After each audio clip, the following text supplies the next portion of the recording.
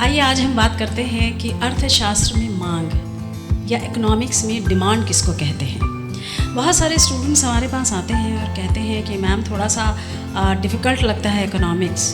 तो मैं यही कहना चाहती हूँ कि इकोनॉमिक्स से बेहतर, उससे ज़्यादा इंटरेस्टिंग कोई भी सब्जेक्ट नहीं है। वजह यह है कि जो रोज़मर्रा की ज़िंदगी में जो भी शब्दों को आप बोलते हैं, जिनका चयन करते हैं, आप अपनी डेली रूटीन में जो जो बातें बोलते हैं, बस उसको थोड़ा सा अगर टेक्निकली समझ लें तो वही रूटीन के जो शब्दावली है वही कन्वर्ट होके इकोनॉमिक्स का टर्म बन जाता है। उसी में से एक सबसे ज़्यादा प्रचलित और सबसे ज़्यादा important, even for your question paper, सबसे ज़्यादा इम्पॉर्टेंट पेपर है मांग। मांग एक ऐसा शब्द है जो आप रोज़ बोलते होंगे, आज ये चाहिए तो आज वो चाहिए। लेकिन इकोनॉमिक्स में करते समय हर मांग नहीं होती। मांग को इकोनॉमिक्स के अंदर उसकी टर्मिनोलॉजी में लाने के लिए, उस मांग को कन्वर्ट करने के लिए, इकोनॉमिक्स की डिमांड में कन्वर्ट करने के लिए या अर्थशास्त्र के मांग में कन्वर्ट करने के लिए मांग में 3 तत्वों का होना आवश्यक है। पहला, अगर आपकी मांग है इकोनॉमिक्स के तहत तो सबसे ज़रूरी है उसमें इच्छा का होना, डिज़ायर होना। किसी भी चीज़ के लिए सबसे पहले इच्छा होगी, तभी वो आगे जाके आपकी डिमांड बनेगी। दूसरा है उस इच्छा की पूर्ति के लिए आपके पास साधन होना चाहिए, माने कि मीन्स होना चाहिए। जब भी हम अर्थशास्त्र में मीन्स या साधन बोलते हैं, इसका अर्थ ये होता है कि हम पैसे की बात कर रहे हैं कि उस इच्छा पूर्ति के लिए पैसा होना चाहिए। लेकिन जब आप अपना क्वेश्चन आंसर अटेम्प्ट कर रहे हो तो कभी भी पैसा वर्ड ना लिख के साधन या मीन्स ही लिखिएगा। और तीसरा जो महत्वपूर्ण तत्व है जो इसको संपूर्णता देता है डिमांड को टर्म में कन्वर्ट करने का, वो है विलिंगनेस, तत्परता।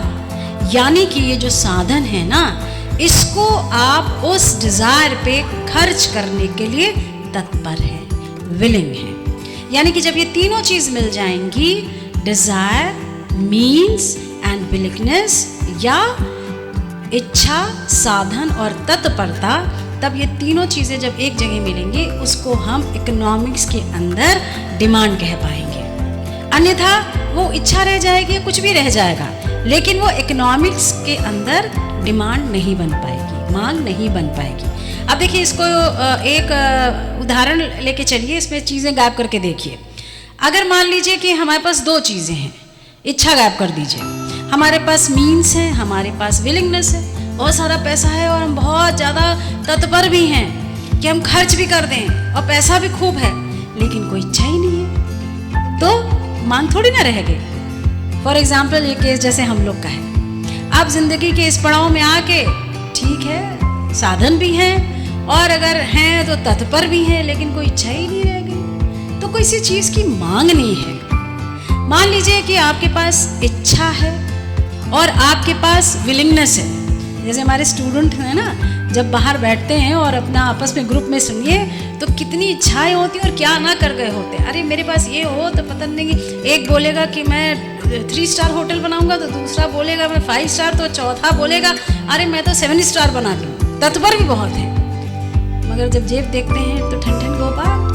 तो इसमें क्या है, ये भी डिमांड नहीं हुई, ये सिर्फ मात्र आपकी इच्छा बन के रह गई। और तीसरे एग्जाम्पल में आइए विलिंगनेस हटा देते हैं कि आपके पास डिज़ायर भी है, इच्छा भी है, आपके पास मीन्स भी है, लेकिन आप विलिंगनेस नहीं है, तत्पर नहीं है।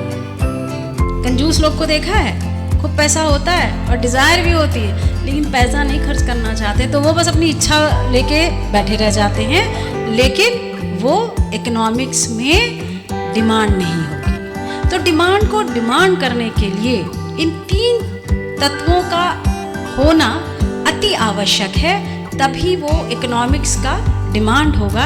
अदरवाइज वो मात्र आपकी इच्छा बन के रह जाएगी। इसीलिए हर इच्छा डिमांड नहीं हो सकती, लेकिन हर डिमांड आवश्यक रूप से इच्छा ज़रूर होगी। अगर आपको इसके बारे में और डिटेल से जानना है तो जो कमेंट बॉक्स है उसमें आप क्वेश्चंस लिख के पूछ सकते हैं।